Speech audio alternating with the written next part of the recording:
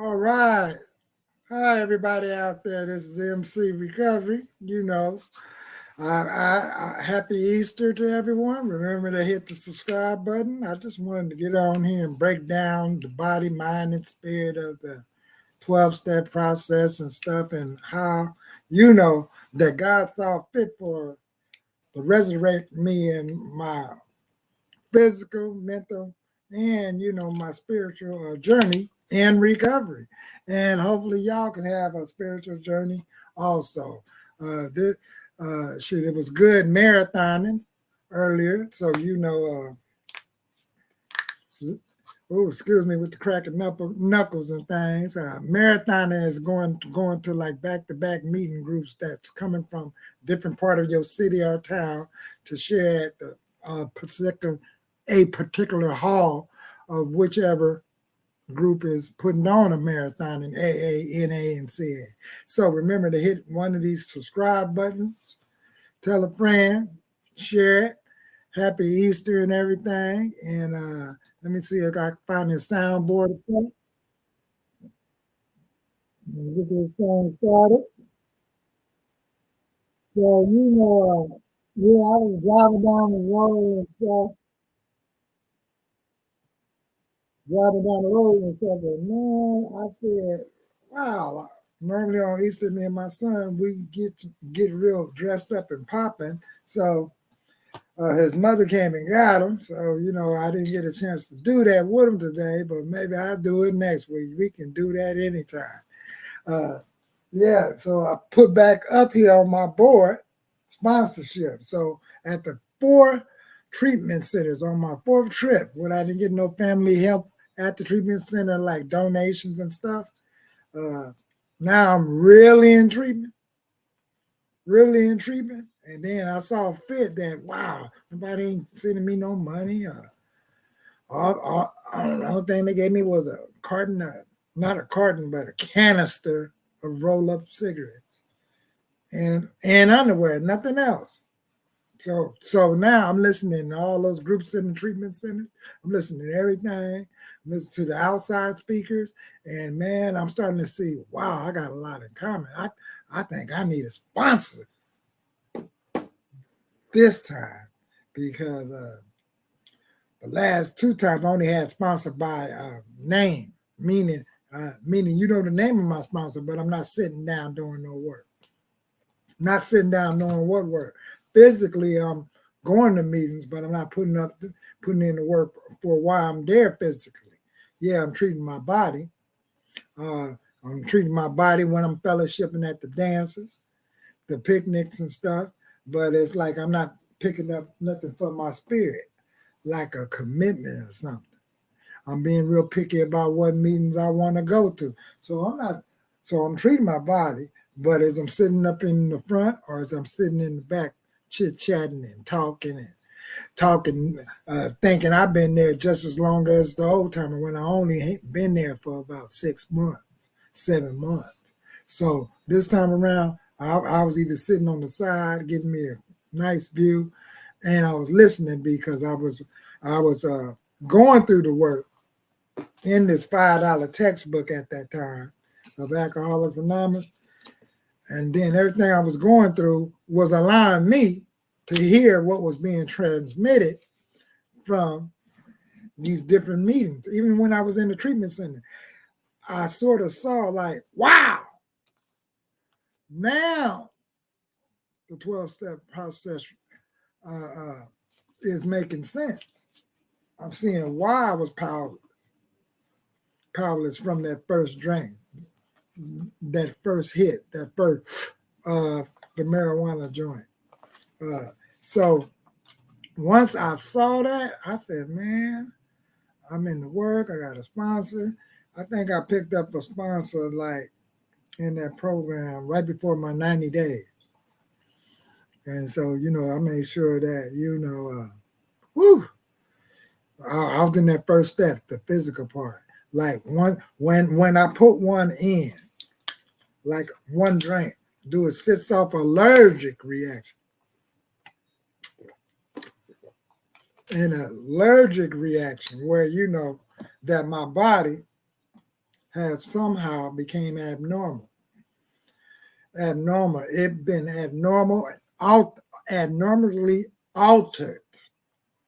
Just like, an individual that is allergic to peanuts. Once I put one drink in or one hit in or one sniff in, it sets off what I call the textbook call it allergic reaction. So, as I go through this process, it's like a chain reaction, allergical reaction, where once I put one in, I'm already thinking about the next one.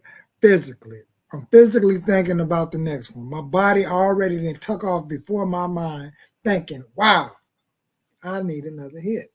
Same with the adrenaline rush with those that do gang banging, gambling, and smoke on marijuana and meth. If your body is automatically worrying and concerned about the next time you have one, you just might have this physical malady, this allergy of the body. So that's the need to have a sponsor. Now, the mental obsession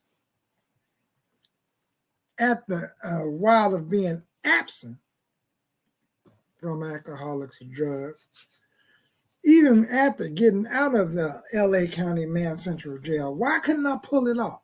Why wasn't that can come to my mind with sufficient force? I don't want to read about it from the textbook or alcohol. It's supposed to have a sufficient amount of force to shock me into reality that if I keep drinking and smoking this crack, I'm going to keep getting knots upside my head, hit by cars. I'm going to keep panhandling, asking for 50 cents, 25 cents. I'm going to keep spending up my whole check.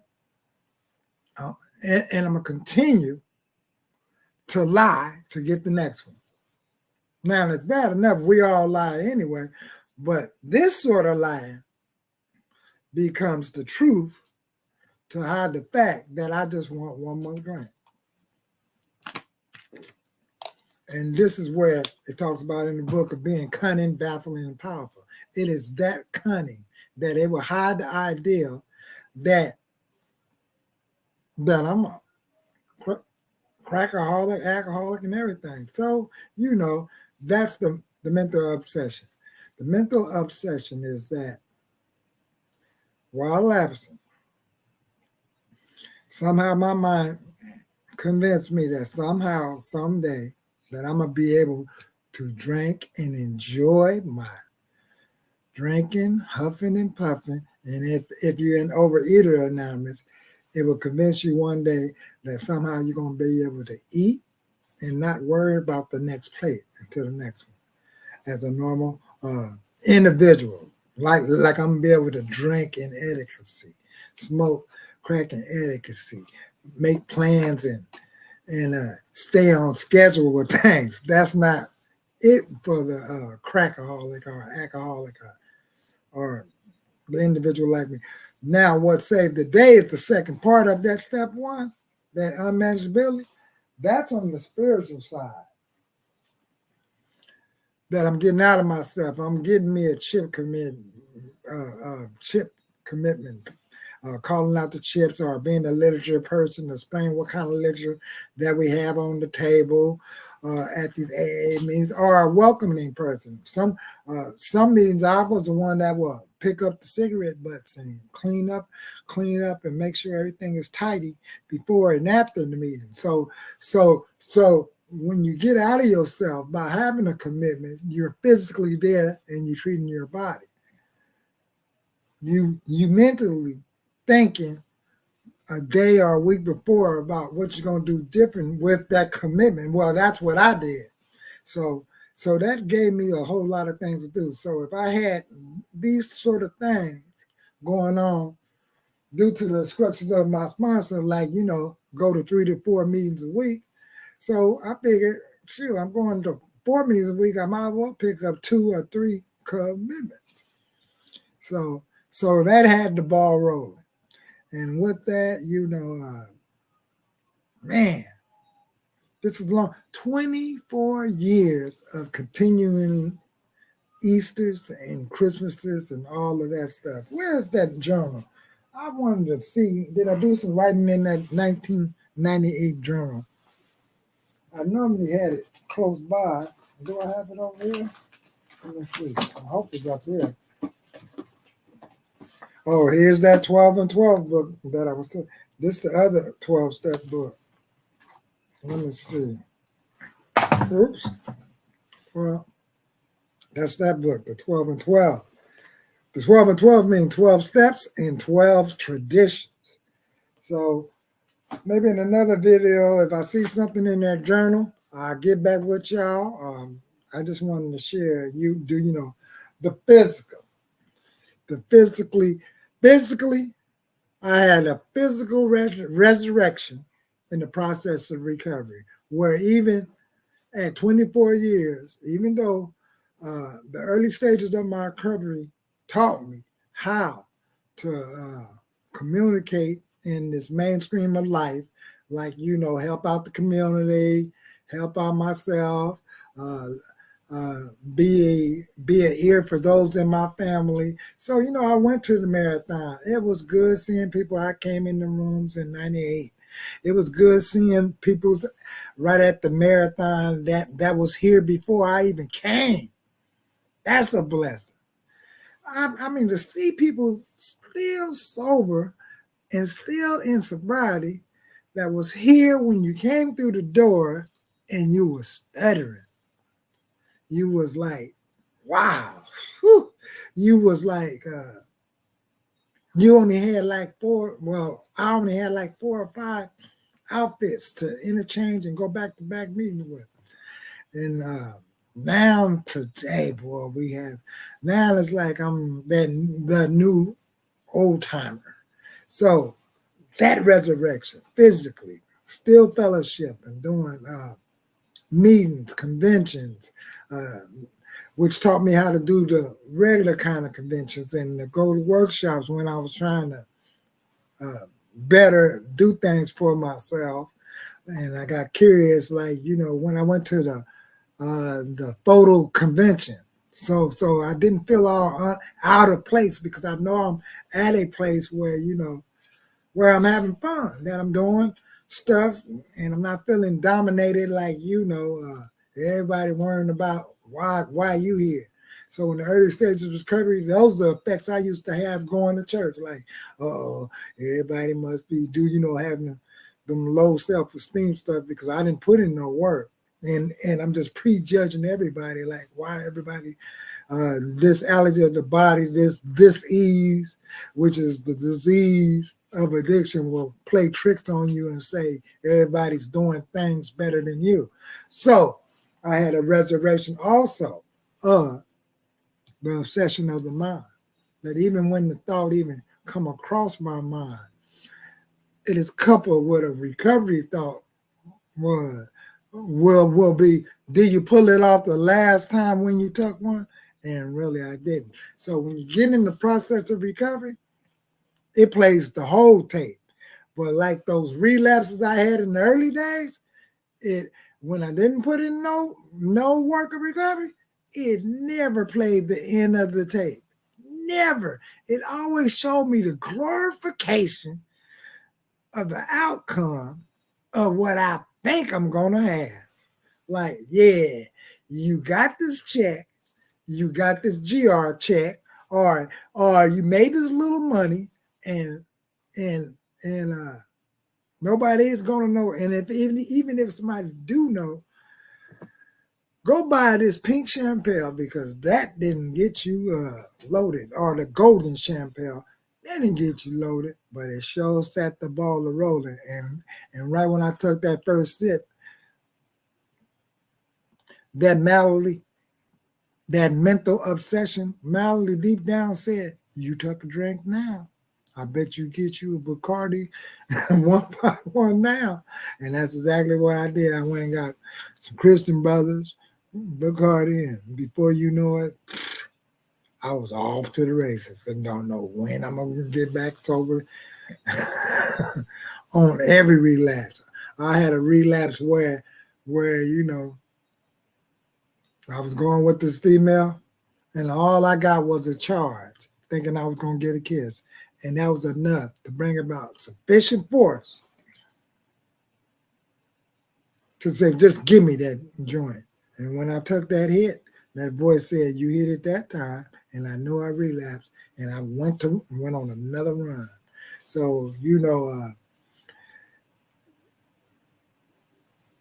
So when you take people through the work and the obsession of the mind, it will show up in other areas while you're sober. So those are the only things that you have to work on, is that, you know, to learn how to apologize, to learn how to create, to not get caught up and make your life be a nervous wreck. Like when someone gives you too much change, do you worry about a superstitious outcome? Shoot, that's that cash register lady fault.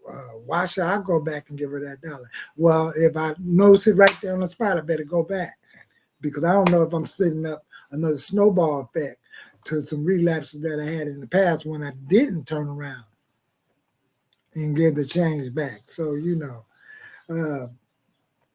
I wanted to go back around down there to that spring in marathon thing that they're having over there, but they're going to start the potluck at 5 o'clock. So, you know, and the spirituality. Now, you know, I pick up commitments. I might give people a little slide here and there. So, you know, the spirituality was just, you know, I just get out of myself, put in the work, keep coming back. This program worked, and we always pray for those that's not in the rooms of recovery, because of those that's in the rooms of recovery, they need prayer also, and stay in the work. So until then, get back. I can't wait till this boy come home. And stay sober. Ciao.